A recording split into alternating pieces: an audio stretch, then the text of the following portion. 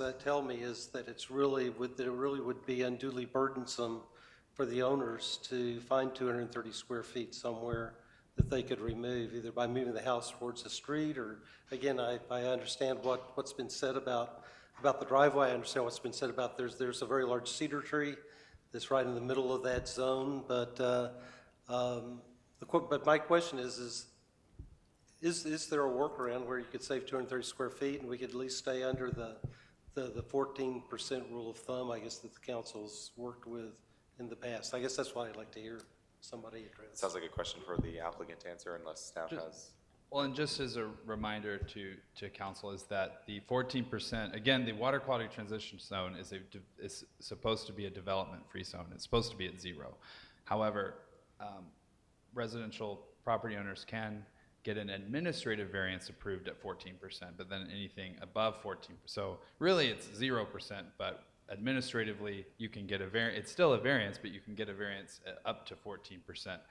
But anything above that would require council variance. However, this property, given that 75-foot setback, was going to require a council variance anyways to develop within that setback. So just a reminder about that. But it seems that this argument makes it even more imperative to consider finding 230 square feet. And so applicants, if you want to discuss,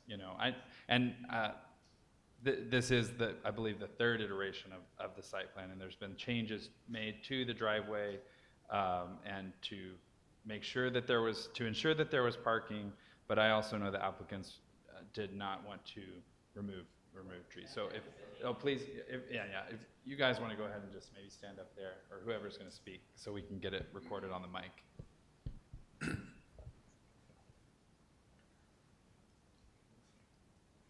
Hi.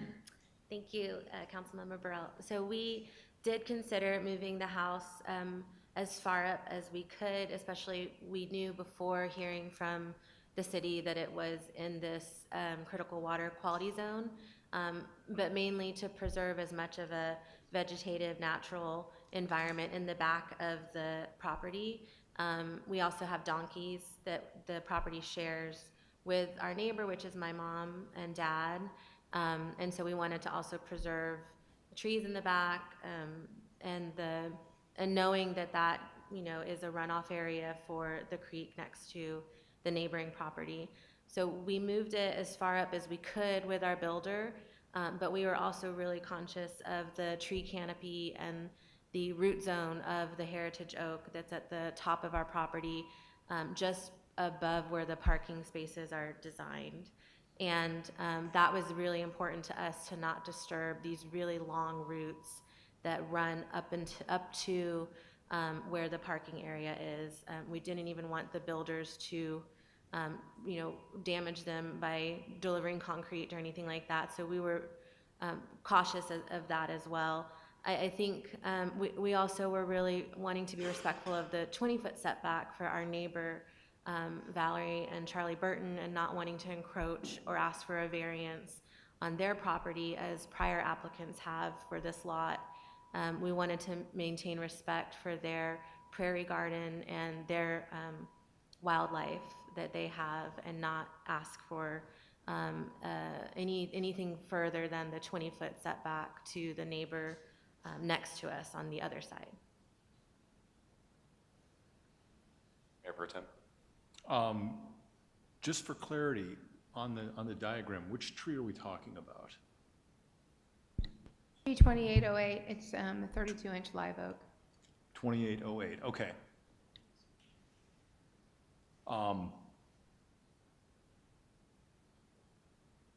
I personally am in favor of saving trees whenever we can. But I did have a question for the engineer. In your opinion, does this building add any flood risk to this area?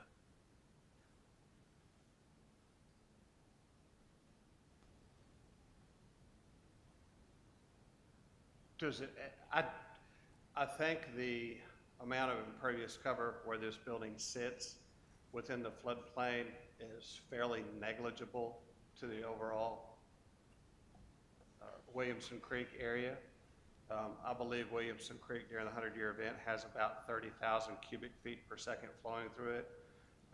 This property would probably add about 1/2 to 1 cubic feet per second, which would be roughly 0.1% increase or negligible, basically negligible. And there are structures upstream and downstream of this on the adjacent lots. So I don't think it really adds much from an obstruction standpoint in the fringe based on the adjacent properties. So you think the risk is negligible? I think it's negligible. Thank you. Councilor Rosengarten? On the vegetative filter, it just has an arrow pointing to the filter strip area, but it doesn't define it, how wide it is, how long it is. Shouldn't it be defined on the plot eventually, if not now? It is calculated, so it's shown on the plan, so it is listed here, so it's in bold above the impervious cover calculation, so it's at 11,417 square feet. And then on the site plan, it is indicated, so anything in this area here with these, I don't know what you call that, dots? The perimeter. Yes, All well, I'm looking anything for in is a this dotted rectangle. area here is the vegetative filter strip. Everything that's dotted is vegetative filter strip? So, see this line here, and then obviously not the house, so this is the vegetative filter strip. Got it. Yeah. Okay. So, yeah. Because you only see the arrow in one spot. I didn't realize it was the whole. And, yeah, sorry.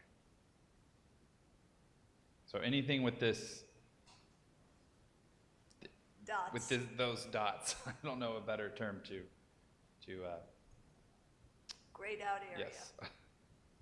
yes, that is the vegetative filter strip. Okay. Thank you. Yeah, Councilor we Medicus? refer to it, it's kind of a speckle. There you go, the speckled. The technical term is hatching. Stipple. Councilor Medicus? So I believe the applicants have really worked hard to come up with a way to develop this site for a single-family house, taking into consideration all of the trees. I'm very familiar with this site. The trees, really, as you come in the front driveway, there's a lot of trees there, and saving those trees, I think, is really important. And that back part of the lot that's stippled, whatever, hatching or whatever, it's basically, there are some trees there, but that's the lower part of the lot. So I just think they've done a great job, and I think this is a house that would be, a home that would be, add to the benefit of our community. Since I'm a neighbor, I like this design. Any further questions or additional comments by council? Council, at this time, if you want to make a motion, please do so. I'd like to make a motion, and hopefully I'm getting this right with our new process here. Motion to approve by ordinance. Is that correct, Matt? Variance request under Land Development Code, Section 150323, to allow impervious cover in excess of the 14% in development within the water quality transition zone and 75-foot setback to the critical water quality zone for the construction of a single-family home at 41 Pillow Road, to include the recommendations listed in the staff report. Does that get everything? And I have a copy of those conditions in front of me, so. So we have, and I can read them. Read the findings of fact. The attorney is nodding yes. So all of these, the findings of fact and the conditions? Okay. So, so there are special circumstances or conditions affecting the land involved such that strict application of the provisions of this chapter would deprive the applicant of the reasonable and economic use of the land. The legal lot is located entirely within the water quality transition zone and critical water quality zone with no upland zone for development. A portion of the lot is also located within the FEMA designated 100-year floodplain and floodway and 500-year floodplain. Although the proposed development lies outside of the floodway, these natural constraints severely limit developable area. The variance is necessary for the preservation and enjoyment of a substantial property right of the applicant, specifically the right to construct a single-family residence and driveway on a legal lot zoned for single-family use. No accessory structures or additional improvements are proposed. Granting of the variance will not be detrimental to the public health, safety, or welfare, or injurious to other property in the area. The proposed development is set back from the critical water quality zone and floodway and includes the installation of a vegetative filter strip exceeding the required mitigation ratio. Development occurs entirely outside the CWQZ, and the overall impervious cover is limited to 15%. Granting of the variance will not have the effect of preventing the orderly development of other land in the area in accordance with the provisions of this chapter. The variance is site-specific and does not alter the zoning or development standards of neighboring properties. Granting the variance will not prevent the orderly development of surrounding land, as the proposal conforms with the general intent of the LDC and preserves the natural features to the extent practicable. The proposed development demonstrates water quality will be equal to or better than would have resulted had development proceeded without the variance. The applicant will install a vegetative filter strip with mitigation ratio of approximately 3.48 to 1, exceeding the city's minimum standard of 2.85 to 1. All disturbed areas will be revegetated with native vegetation. Based on the engineer's review and the proposed best management practices, the development will achieve equal or better water quality outcomes than would occur without the variance. Variances are granted from sections 150.329B and D, and the following conditions apply. Impervious cover shall not exceed 15% of the lot area. A vegetative filter strip shall be installed and maintained per the Land Development Code and Pollution Prevention Manual, and all disturbed areas shall be revegetated with native vegetation. So council, the motion is approving with those findings and conditions. Is there a second for the motion? Mayor Pro Tem? All right. With the motion, is there any further discussion that we have as a council before moving to a vote? All right, hearing none. All those in favor, say aye. Aye.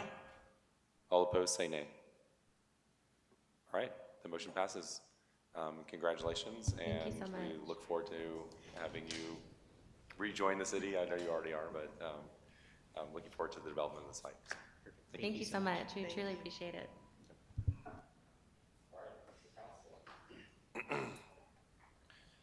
We are now going to move into our presentation items for discussion only.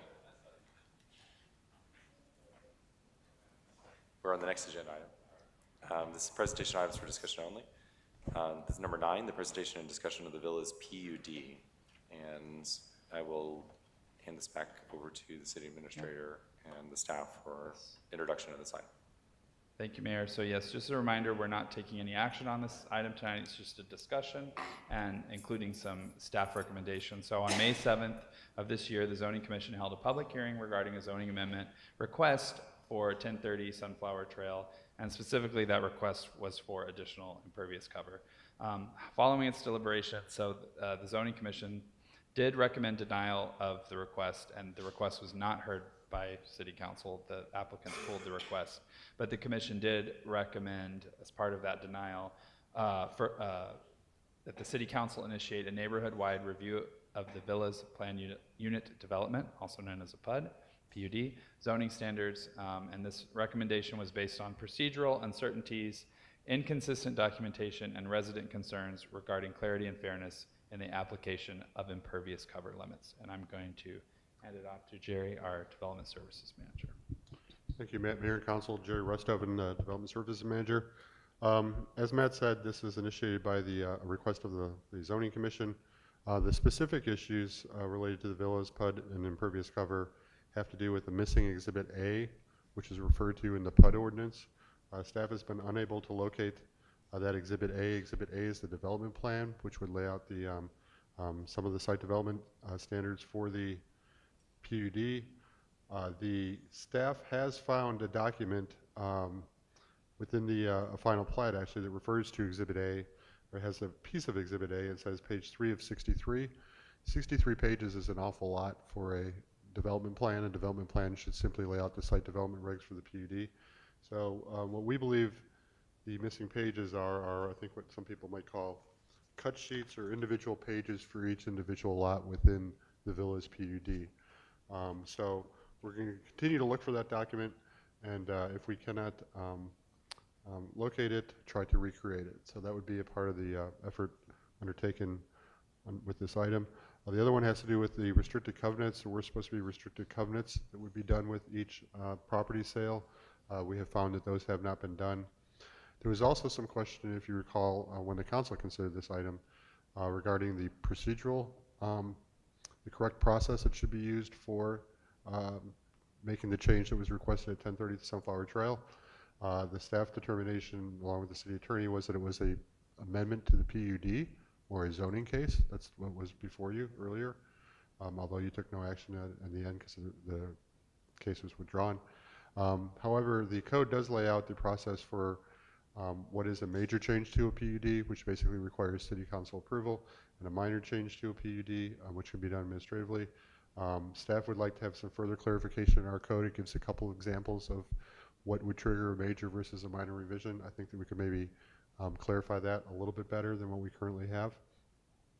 The second issue had to do with the criteria that the city council uses in considering a zoning case. Zoning cases usually deal with land use, and so your findings are basically under the premise that there's a change in land use. However, it is possible, as was the case with the 1030 Sunflower Trail case, that you have an amendment to a PUD that's actually changing a condition of zoning as opposed to the underlying land use. There was never a proposal in that case to change the underlying land use. There was a proposal to change the impervious cover, but again, the findings, instead of being similar to the findings that you use for watershed variance, like what you just did, they discussed land use. And so we think that we could add to the code by adding some additional things that the council considers when they're doing a PUD amendment. So what the staff would propose is that we would come back to the city council with a resolution directing us to initiate a amendment to the code to address the first two items that I spoke about. And then we would take that item to the zoning commission and then back to the city council for the amendment to code. And staff would also do an outreach to the residents of the villas to inform them that these changes are under consideration, so that if they wanted to, they could speak with us or attend any of the public hearings that we have on the item. So with that, I'm available for any questions. So this obviously came about as a result of the zoning meeting and then our council's discussion. Well, actually, zoning recommended not, and then the applicant removed the variance request before it became to council, but it was an agenda item. You know, from a previous meeting, we didn't get a chance to talk about it because we ran up against time constraints, so I wanted to bring this back. Kind of want to go back to the two parts. One is a recommendation to codify things that are right now missing that made that procedural process harder to do. And there were some questions regarding, you know, what documentation there is, and this would be, the staff recommendation is to bring that back in the short term so that we can have a way of a basis for making determinations or recommendations. The other part is that the land development code rewrite that would reconsider some of the things regarding the PUD specifically. One question I had with regards to that is that when we go in and start like doing a better job of defining what a major versus a minor change is and what triggers that, is that we could, for example, one of those things could be defining a minor such that it includes impervious cover changes so it doesn't trigger a zoning case or a zoning change, and it is handled like a variance request just through council. Yes, so Mayor, you're correct. The first step here would be the resolution is simply initiating a zoning case. So we would address the immediate issue of the missing exhibit from the ordinance. The second part, which we prefer to handle with the larger code amendment, could address that. I mean, right now it says increase in development intensity. So, you know, we took an increase in impervious cover to mean an increase in development intensity. However, I think we could be more specific about that, and you could even, you know, add some numbers to that too. You know what I mean? An increase of impervious cover greater than X. You know, so something to that effect. That might address some of the residents' concerns about why this became a zoning, and it's clear based on staff and legal why this particular one had to, because it was considered a major change, because we don't really define that. Right. However, one of the changes that we might do as part of our land code updates could be to better define that such Right. that these kind of cases may not have to go through the zoning process. Possibly, Possibly, if yeah, possibly, if right, they that's- made the minor. It's just the difference is that in the villas, you know, for the most part, that individual zoning ordinance regulates development as opposed to the rest of the city where it's a general code. And so that's why we had to amend that PUD document. And I just wanted to add one further clarification. So this is not by, you know, us initiating this process to essentially kind of codify these sheets that were submitted by the developer. The city is not saying that every single lot has this amount of impervious cover. We're not saying that by adopting this. We are saying this is what is allowed on each lot, right? So again, I know there was talk, you know, it would be very expensive, right, for the city to do an as-built survey for every single lot in the villas. So again, we're not saying that each lot necessarily has this exact amount of impervious cover, but we need that, as you said, Mayor, we need that standard to say if someone comes in with a potential project, we need to be able to point to the code and you know, to say this lot is allowed this much impervious cover. And a as-built survey would also be difficult because we don't have right of entry on all the properties. They have not filed an application, so. So another thing that came up during our resident feedback portion of this is that there was a standard that was applied to during the PUD development with regards to calculations of the overall impervious cover that has since that time changed or shifted in the city's code itself. And I wanted staff to at least address that being the case, just to, you know, verify that that standard has changed since the PUD was developed. Yes, normally the PUD ordinance, you know, is the regulations and still is for that area. What the council did was they did an amendment that basically allowed the villas to also take advantage of the exemptions that are in the code for impervious cover on top of the existing ordinance. So those opportunities exist today. Are you referring though to the overall, so what was, I may need. Yeah, there was a your help reference, here, yeah. but the reference of the, again, we're dealing with the water quality transition zone, which none of the actual houses, the lots, the residential lots in the villas are located over the water quality transition zone, but there is a piece of the water quality transition zone in the, I guess you would call it the buffer. Yeah, the issue, Mayor, Yeah. was whether the impervious cover, there was obviously a large property donation as a part of the PUD, right? The Hiking Bike, the Greenbelt. The question that was raised at the time we had that hearing a while back was whether that impervious cover should have been transferred into the PUD as a part of the overall allowable impervious cover. It was not, and the reason it was not is because you couldn't develop on that anyway. And so they were not giving credit for impervious cover that was in a non-developable area. Yeah, I would add to that, at the time, and it was in the code regarding, as Jerry mentioned, net site area versus growth site area. So that is where those numbers came from. That was how the numbers came to be that way. Yeah, basically, yeah, and correct me if I'm wrong, but basically the water quality and critical water quality zones were taken out of the calculation. Right. And so they Because have- again, those are supposed to be development-free zones. Again, that 14% number is about an administrative variance. It's not the default to receive 14% in the water quality zone. That's just a variance you can receive administratively. Right, but the resident feedback was Yes. currently when we're having other Right. residential lots developed, we don't Right. remove that portion of it from the impervious calculation, which would further limit that. And a proposed resolution was, well, if you redesign the PUD essentially, and how that would go about would be, I guess, a zoning change in a council action or something. You'd have to I guess you have to redo the PUD entirely. You would potentially add or allow additional impervious cover based on the calculation, including more square footage, right? And- Much more impervious cover. Much more, right. And then you would have to determine, well, then you do that bucket approach and who gets what, and it could be very Right. complicated. Yeah, the developers love the bucket approach because it gives them flexibility. However, it leads to situations that we're in right now, which is who has what piece of the bucket. Okay. So council, I want to make sure that we had this deliberation. I would like us to bring back the specific items based on staff recommendations to allow us to make these cases easier for zoning and for staff to present. The longer term land development code, you know, in terms of the PUD specifically, I would like to make sure that we include this PUD and zoning and variances as part of our definitions of major and minor, so that would be done as part of that project, so that we hopefully have a better process in the future and clarity for residents when they are requesting changes to their sites, especially the ones that involve impervious cover. So I'd open up for council feedback or thoughts, just in general about the specific PUD and development in that PUD.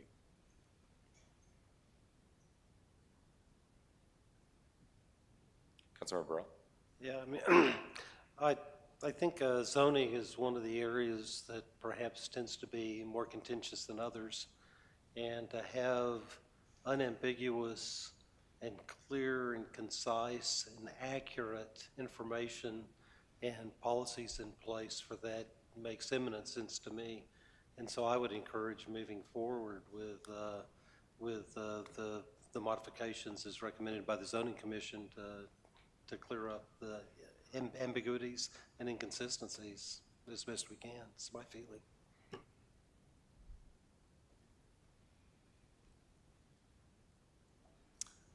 Yeah, and I would strongly advocate that whenever we do relook at the land development code, hopefully within the next year, we start that process, that we closely look at what conditions it might be acceptable for these kind of changes not to have to go through a zoning just because of that particular scrutiny, if we think that that's something that the city would want to have updated in the land development code.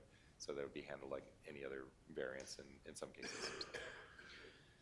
All right, with that, so we'll be bringing back future agenda items, and that'll again, of course, be open for council deliberation. I appreciate staff's work on this and open to other feedback as we go forward. All right, so council, we have one more agenda item before we move into executive session items. This is number 10, presentation and discussion of proposed organizational chart and job description revisions. And again, it's discussion only, and I'll hand it over to staff for presentation of this item. Thank you, Mayor. Let me get to the proposed org chart here. One moment.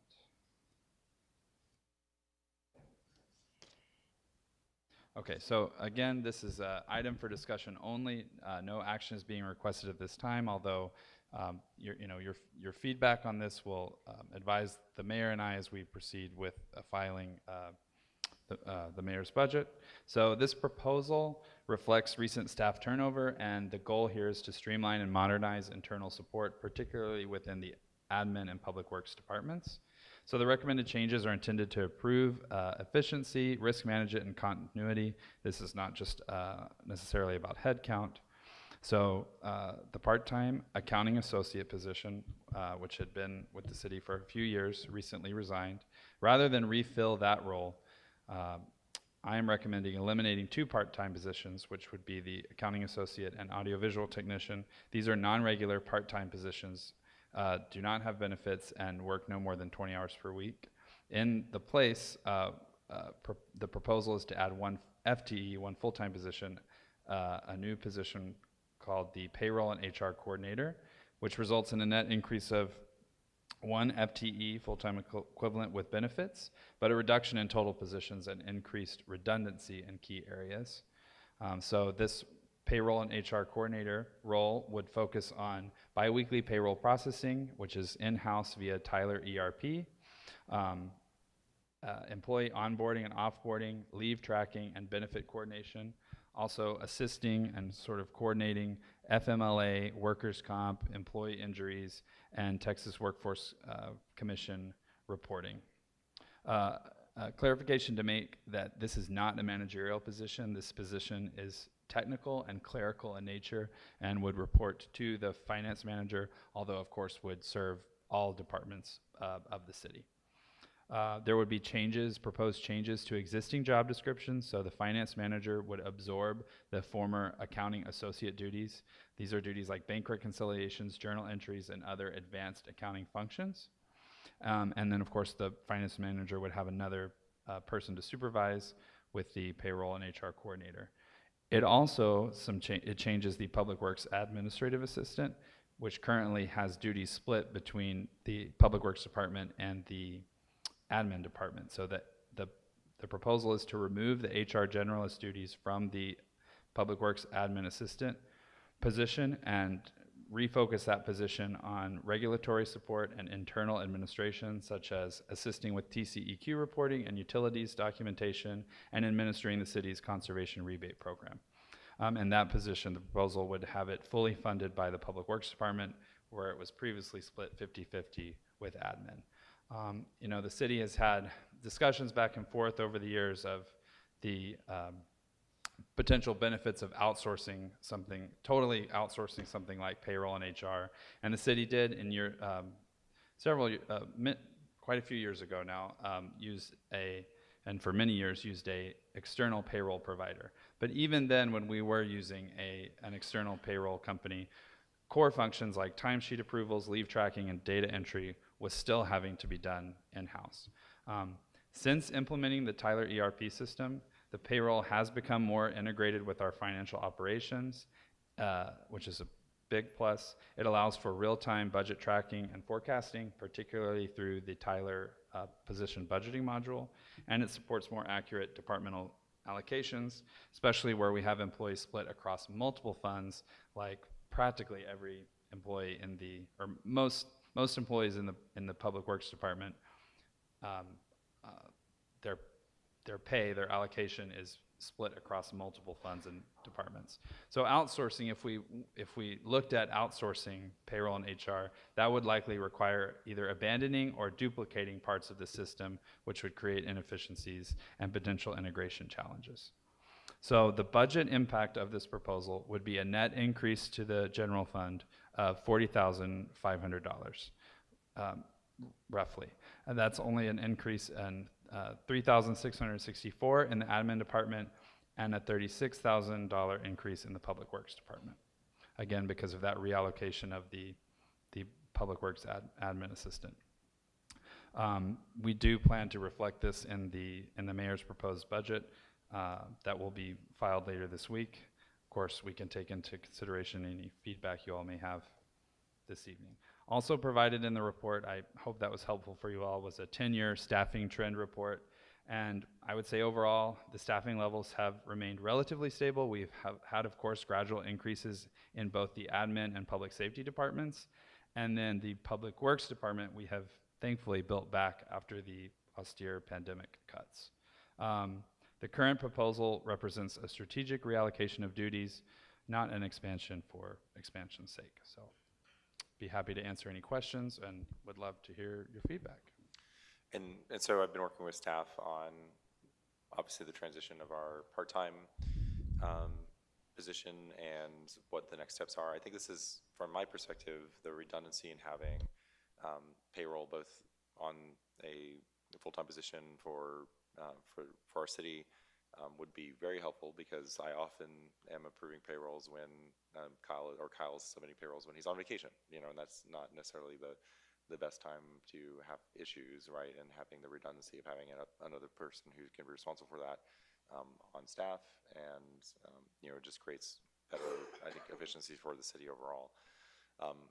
We are also looking at realigning, like Matt said, the administrative assistant within Public Works to more fully support Public Works full time, which I think is a benefit to the city, especially given some of the complexities around Public Works and what support we want to provide to residents. So this is why I'm in favor of this and proposing this, or proposing putting this in my budget, but I am open to feedback from council as we move forward. And of course, if this is in my budget, you'll also have a chance to approve or not approve that budget itself. So with that, I'll open up for council feedback and questions. Councilor Rosengren. First off, we were told that it was going to save us money by bringing payroll in-house, be more efficient, etc. Have we been able to save money and see that efficiency? I would say we have saved money in the sense that we are no longer paying that third-party contractor, right? But I guess if you look at, well, we're adding a new position to do payroll, in the end, perhaps it's not saving money. I will say that our payroll is very complex. Yes, we are a small organization, but we have a very complex payroll given fund accounting and given how so many employees are paid out of multiple funds. Then you also essentially have 3 different mini organizations within our small organization. The PD payroll looks very different than the admin and the public works payroll. And even the public works payroll, they have an employee that does rounds every week. They have an employee that does water sampling. So it is, yes, we are a small organization, but payroll is very complex. Payroll also makes up a very important and large part of the budget and is probably the most complicated part of our budget. I will say the budgeting has greatly improved, both the real-time tracking, right? I mean, before Tyler ERP, we could not give you an accurate accounting of what those fund balances were. We were always behind on journal entries. Every time we made in the old system, every time we made a process payroll, there were tons of journal entries that needed to happen. Every time we cut checks for a regular payable process, there were tons of journal entries that needed to happen. Hence why journal entries kept getting backed up and backed up and backed up. So in that sense, we have solved that issue, and we're also not, again, we've cut off needing to pay an additional third party, right? Now we're just paying anything finance related, including payroll, we're paying to Tyler Technologies. But yes, we are requesting an additional position to focus on payroll, but they really will do so much more too in all of the, again, not the human resources management, but the human resources, I should call it bookkeeping, implementation. So there's, anytime an employee gets injured, there's a lot of follow-up that has to happen with workers' comp and TWC and, reports that need to be filed. Anytime you have an employee dealing with any sort of leave, like, FMLA, there's just a ton of paperwork that needs to be. And the finance manager, it's a pretty high salaried position. It's a very important position. This position, is along with my position and the department heads are really managing the budget and guiding and doing all of the advanced, should be, in my opinion, focusing on all of the advanced accounting. How it's currently set up in the org chart is that we have to have an accounting associate, basically another accountant, to help do the accounting work, because the finance manager is focused on doing the clerical, all of the HR clerical work. Councilor Johnson. I love our staff. You guys are great, but I was like over adding staff like 2 positions ago or something. Let's just try and figure out what the staff that we have. This is just my perspective. It's like I want to give you guys as much personnel as possible to get the job done, and I know you're working hard, but then it's like I go back into like private industry life, and I'm just like I'm working like 4 jobs at my company. So it's just like, I appreciate all the hard work. Let's see how much we can just like absorb these tasks in to everyone. That's just my take on it. What did you say, Rob? This voice is just, I'm sorry. My wife cannot understand me right now. So did everyone understand what I said there? I understood, yes.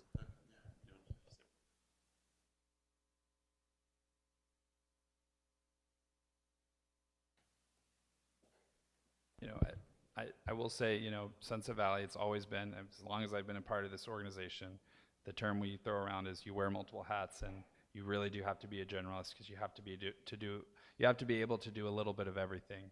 However, the caveat to that is when there are certain things, especially finance related and HR related, you really do want to have experts and people that know what they're doing. And so I think, yes, it is, yes, we ask a lot of our staff, and many staff do wear multiple hats or have hyphenated positions where they're basically doing 2 roles, but that's just the nature of the size of our city. But I do think that this, this makeup, like, not only does it have people focused on very, important daily, weekly, monthly tasks, but it also solves that redundancy issue, so that if one employee is out, they have a backup.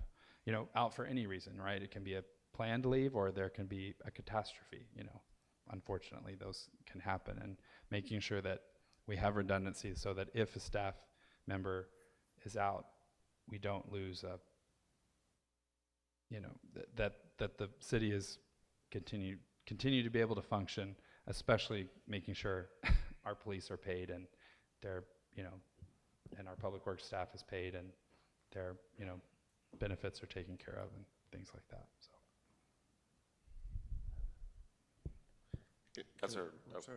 Councilor Medicus.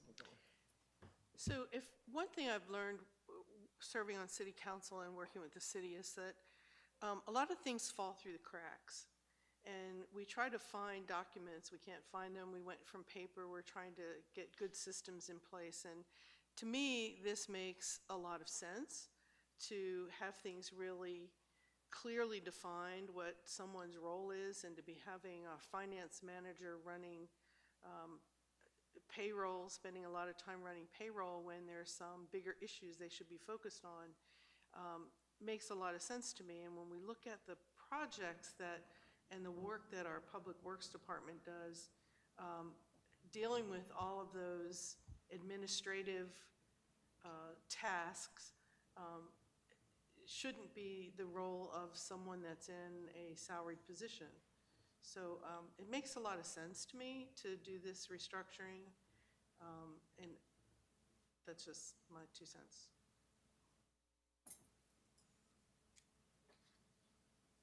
Councilor Johnson. Oh, did you want? I couldn't tell if your finger was over or not. Yes, it is. Mayor Pro Tem. If we were to do this, and I'm a little mixed about it, one thing I would like to see happen is, I know that the Tyler ERP system is much better for staff. It's much more efficient. It's worked much better. But frankly, as much as I disliked OpenGov, at least I could go into OpenGov and get the information out of it, however tangled and twisted it was. I would like, if you had this position, one of the things that should come out of it is that we as council members and possibly citizens have greater access to this financial information. Otherwise, I don't think, to me, it's hard to justify this as a full-time position. I would agree, and I would say that was the benefit of OpenGov. I hate that I'm saying that, but again, OpenGov is it's a reader, right? It's reading your data, and so it's only going to be as good as your financial software, and MIP was terrible. True. However, that was a nice component, was the transparency component. ERP is great for me. Like, I was able, for example, to quickly pull up how much we spent on Savannah Trail within 30 seconds to give to Councilmember Johnson. But that is lacking, how can the public see that information? One thing I would like with this position is, again, the finance manager to have more time and flexibility to be able to work on better reporting for our Budget and Finance Committee, to have better reporting, like for our financials, have a better, because the canned reports, one thing we've learned, the trouble with ERP, while again, it's a great system for staff, the canned reports can only tell you so much. And, you request them to make a report for you, and they're going to charge you $3,000 to create a custom report that frankly is not that helpful. So what I think this would do is allow the finance manager and, the finance manager essentially and myself to have more time and flexibility to really work on our reporting, to really work on our financial transparency, whereas the finance manager is not spending so much time doing the very important but quite menial task of data entry, leave accrual, timesheets, etc. Councilor Johnson. I did notice you were able to pull up that number that I didn't like very much, very quickly. We keep on hearing about these like more efficient systems, but it's like more efficient systems and staff. We've added 50% of the staff that we have today in the last 5 years. So I don't know, maybe tell us, just like we've told MEND and other stuff, it's just like, tell us how to make you put less on your plate, like live within our means, because it's just like, I mean, how much salary, we can afford it right now, but like one day we may not be able to afford it, and then there's just gonna be like a bloodbath of employees. And maybe not, you know, I do think about that. Like every single person that we're willing to hire, we got to be willing to fire one day and just be like, hey, sorry, it didn't work out or whatever. Right. And so like that, I don't know. What is so, and I do not know, but like what is so difficult about payroll that like literally it cannot be made any more efficient, that we have to like hire, like literally it is their title to take on. And so, I mean, At some point, you know, yes, we're getting better systems, but humans still have to operate those systems, right? And that they're especially with payroll leave, I would say you really need that human touch because, you know, admittedly problems always arise, and hopefully too, with this position, they're really able to focus on it.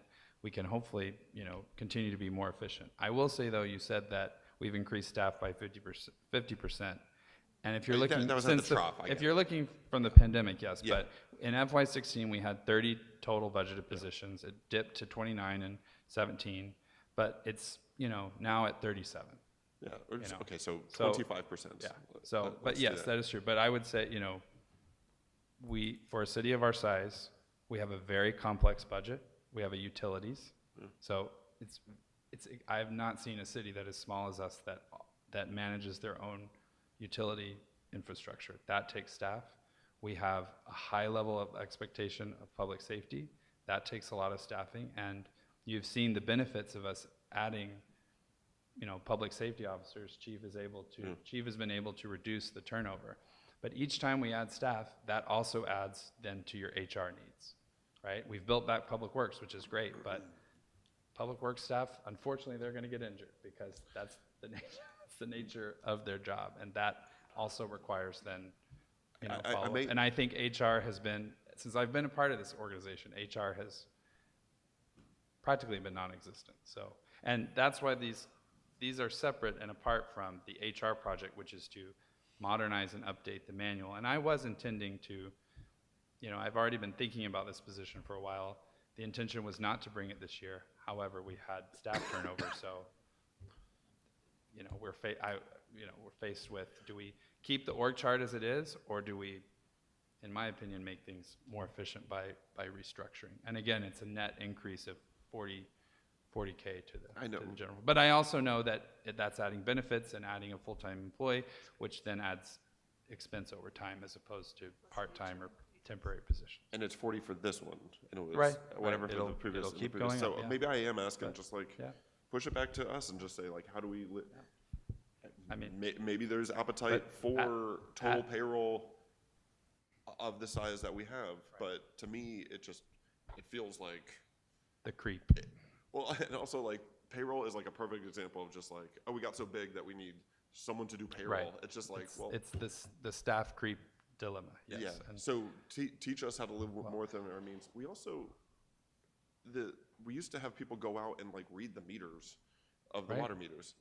Now they're digital. Right. And did we see no gains in efficiency from that?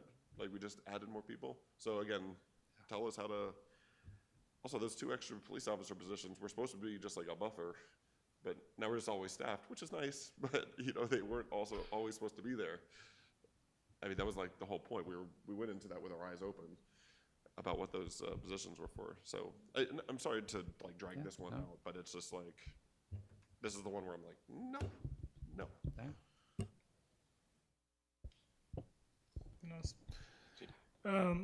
Just 2 things.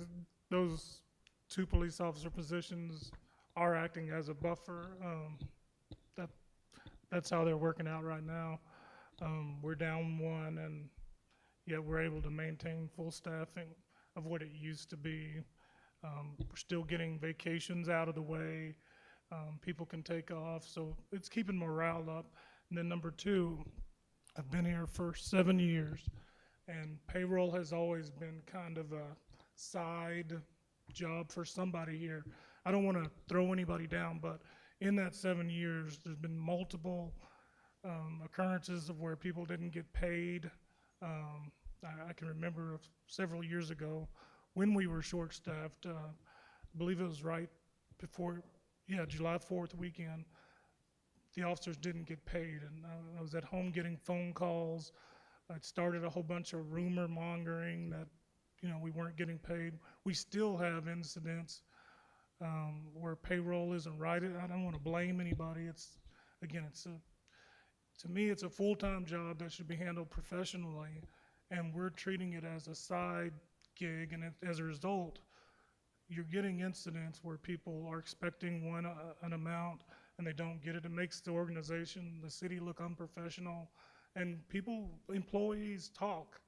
And when you see that they don't trust, you know, when they're looking at their pay stubs every week to find that mistake, it's a bad look for the city and for the organization. And you know, I worked at a place for 26, 27 years and never looked at my pay stub the way I see it done here. These people really scan their pay stub. There's always this suspicion of things didn't get right, and that's because we're handling it as a side position. Again, I think it's just too complicated here for someone who isn't experienced in that to just handle that in addition to their other duties. Councilmember Rosengard. So I'm curious, do we need to go back out and get payroll done out of the city? Because now we have all the software that works with the third-party payroll companies. And I know when I worked at corporate America, we used ADP for payroll. Hardly any issues. Right. I think you're going to have increased costs, which there's generally a lot of pushback when we try, you know, contractual versus, I know, yes, full-time staff, they are expensive, and we have great benefits, and those costs grow over time. But I think, generally, I think the council and the public, my feel is, would rather have a dedicated full-time staff member than to increase our contractual costs paid out to a third party. And yes, we just paid all this money and spent all this time. It's really a lot too about the time and effort that we've spent in bringing the payroll in-house. Like I said, the payroll is the most complicated part of our budget. To then farm it out to ADP, I've done a little research, and yes, there are companies that will work with you and work within your system, but you're generally going to pay for that. And still there may be some disconnect. I think it's much more efficient. And also, if there are issues, again, at least we'll have that person in-house. Right, it may be way more efficient to throw it to a large company like ADP, but I know over a year ago when I was researching options of what to do with HR and specifically payroll, several of the companies I talked to said, no, you know, you would need to use our payroll system. You would need to use our timekeeping system, our, you know, payroll system. And then, you know, would it be able to connect with Tyler, right? That's the question. So you could have some efficiency by having a third party, but I think keeping it in-house, keeping it on-site, you know, as a part of staff, I think there's a lot of benefit to that. And this person too, in conjunction with this other HR project, which again is a temporary project to, again, modernize our manual, standardize it, and get SOPs and admin bulletins in place to not only help the department heads and myself, and when it comes to HR management, but also to help, you know, again, with those clerical HR duties like leave, injuries, etc. And I don't know if, thanks, Chief, for speaking. Feel free to say anything else. And Carolyn, would you like to say anything in regards to anything that's been discussed, especially your department? Yeah, so I just to follow up with what Matt and Chief were saying, I mean, the ask in the administration department is to kind of take 2 part-time positions and make them into a full-time position.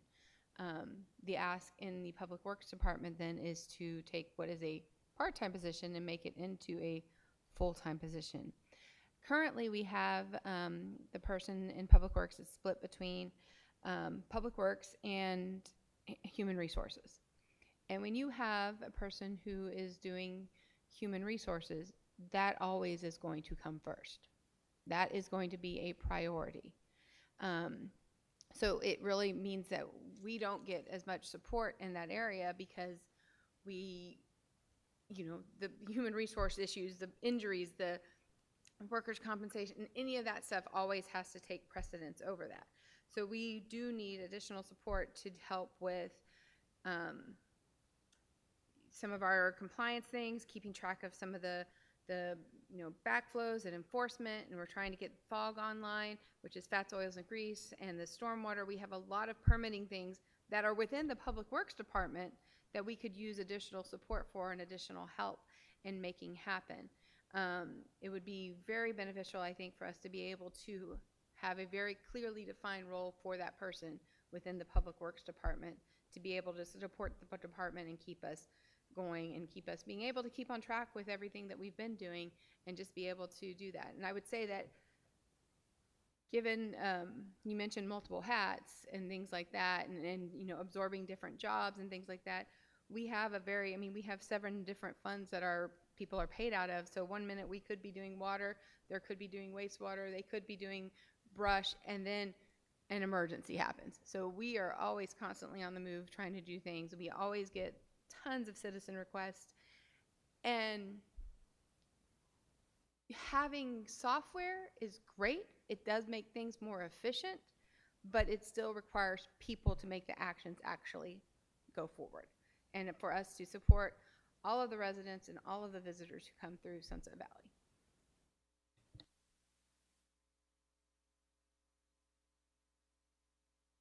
Other feedback from council?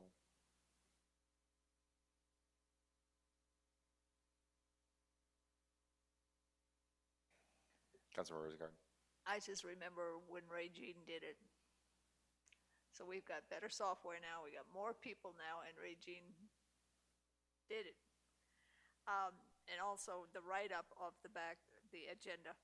Resignation of part-time accounting associate. Staff recommends a reorganization rather than filling the role. Next sentence, creation of a new full-time payroll. I'm like, what?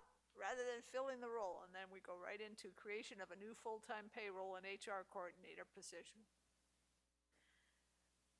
So I just feel like it's a bit much, my opinion.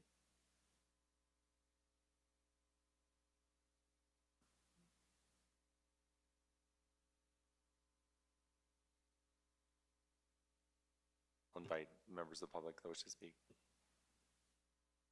Melissa Gonzalez, 26 Reese, and I, too, like Councilmember Rosengarten, remember Ray Jean doing all of this on Excel, and I got way more data, that is the thing, and we changed it more, and so I'm kind of caught in this thing of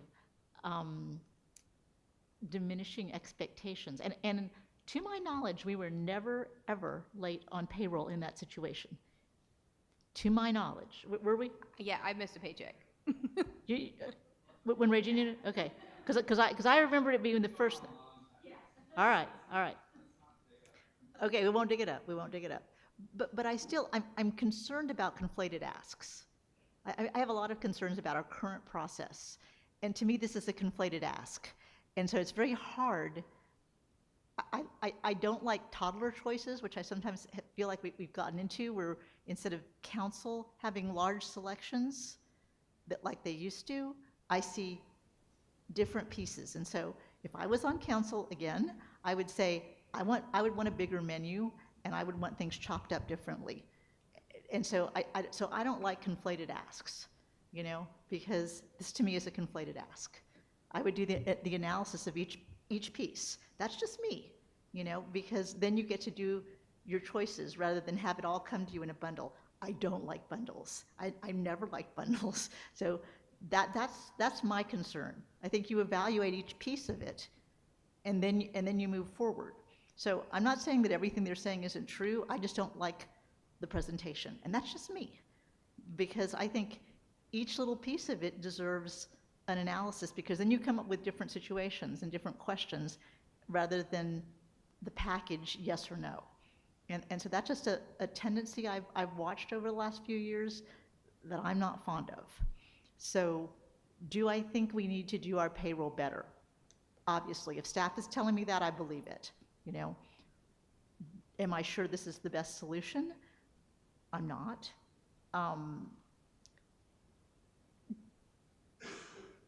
I want to honor the smallness of our organization. We're not the only small city that does a lot of stuff. And the requirements are there. I mean, I still remember Sarah Margaret in my head saying, we're a little tiny city and we have to do everything that the big city does. You know, and that's true, but we're not the only small city that has to do that. So it's like the questions of one's expectations. So I just think it's a balance, because I am concerned about the $40,000 jump. You know, I'd like to look at our contractual, this may be a thing where we look at contractors. I don't like the ratio of contractual costs to staff costs. That's a real problem for me right now. I would like to see some deep analysis. I'd love to see it before I leave this position that I'm in. But that is, but this is a time that maybe part of this, especially the HR part, might be a contractual issue. But I just see all of this dumped for y'all, and I would like to see it discreet. Thank you. Thank you. Mayor Pro Tem? I think I'd like to see something that comes back with, to go back to the point Melissa just made, this is either a yes or no, when it should be, here is a set of choices that you could make for council to consider. Right. I don't see a good explanation of why we can't, I don't see a good explanation, for example, of why we can't simply replace a part-time payroll person and have that person able to fill in for the finance person, for Kyle. Maybe they can't, but that wasn't even touched. So could we see, here are the potential choices you could make, City Council, and here are the pros and cons, and you can discuss them and then make a decision, rather than just this binary yes or no.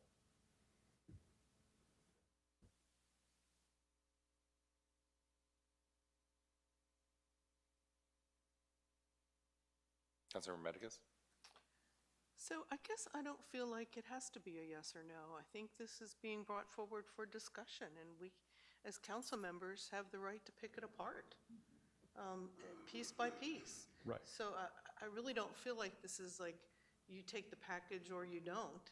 That's kind of how it's presented. But it's our responsibility to pick it apart I as agree. council. So, you know, what do we want to pick apart? I mean, hiring a part-time position that's leaving, that's one question. Making that position, instead of a part-time, a full-time position to take on some additional responsibilities, like HR. It's not just about payroll, it's about HR too. So that's one piece.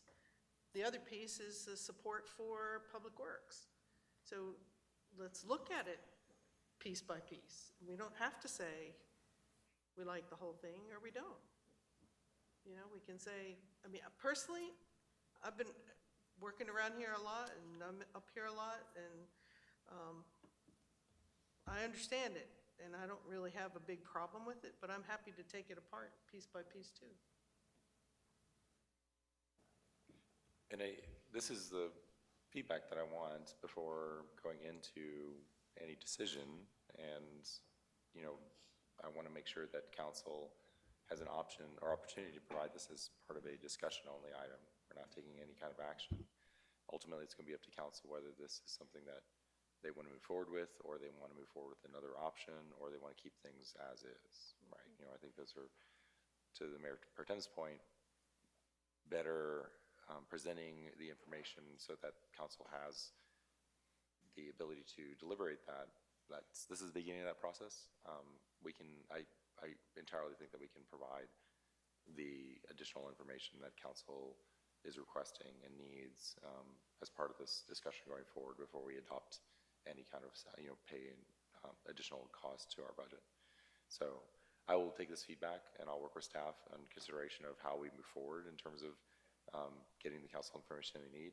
I'll also be making my own deliberations about how to present this in my budget, you know, whether it's something that we want to, that I want to include and then have council provide these other options so that we can amend the, that as part of the council budget. But that's why I'm seeking that feedback right now. Councilmember Burrell? Yeah, I am. I just have a comment, I guess. We've talked about contracting payroll services. I guess my personal experience, which may not be universal at all, is that it never works out as well as one might envision it does, because you're going to have in the extreme example, you have a payroll service off contract that's in Florida, and we have a new hire, and we need the package, the driver's license of the new hire's missing. The Florida company's not going to come out here and track that down. Somebody on staff's going to have to go out and track that down, or if a timesheet goes missing, or there's something wrong. There's just 100 things that are going to require people to be on site to do to feed the contract service. So I'm not saying that it can't work. I'm working in a situation where it does work, but I can tell you there's a lot more time and energy spent by the people that are on site to make it happen than one might think. When you just go, oh, we'll off-site payroll and they'll take care of everything. It's just not going to work that way. Has been my experience.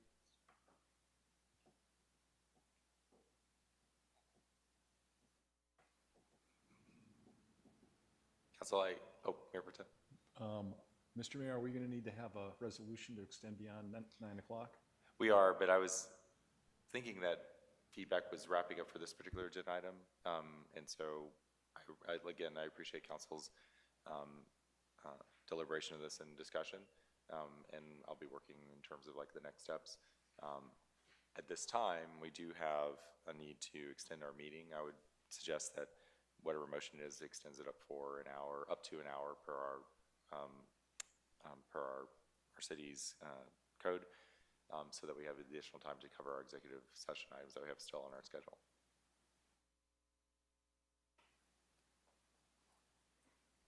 Move we extend our council meeting for an hour, or up to an hour. Is there a second for that? Second. All those in favor say aye. Aye. All opposed say nay. All right. So one question I have for staff and maybe legal is that we have two executive session items that we're going to be handling separately. Can we move into one executive session for both of these items, or do we have to come back out of executive session and then go back into executive session for each separate item?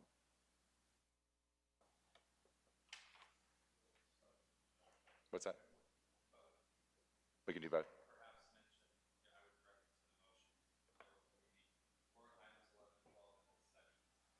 Okay. So council, this will be a motion to move to executive session for items 11 and 12 pursuant to Texas Government Code sections 551.072 and 551.074. So we'll make sure that's clear in the motion.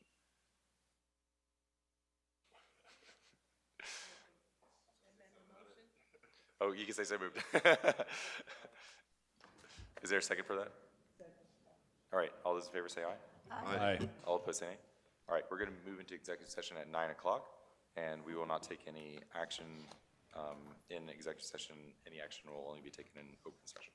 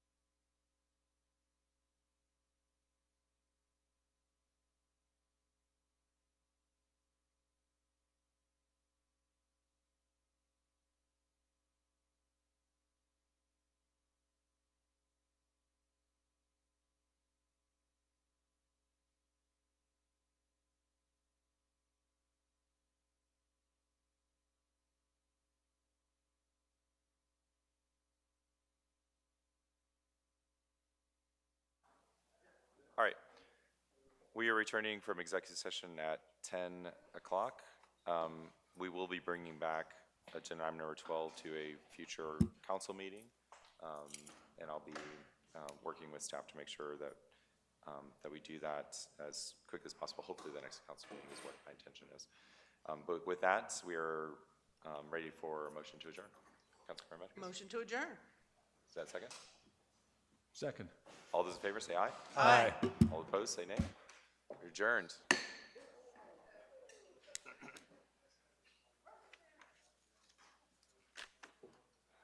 hope you feel better. You too. Yeah, I think I'm, well, you know, this is a very tail end, but it sounds like you're still like. You're way better than I sound. Okay. Just the stuffiness and the runny nose, that's all. Sneezing.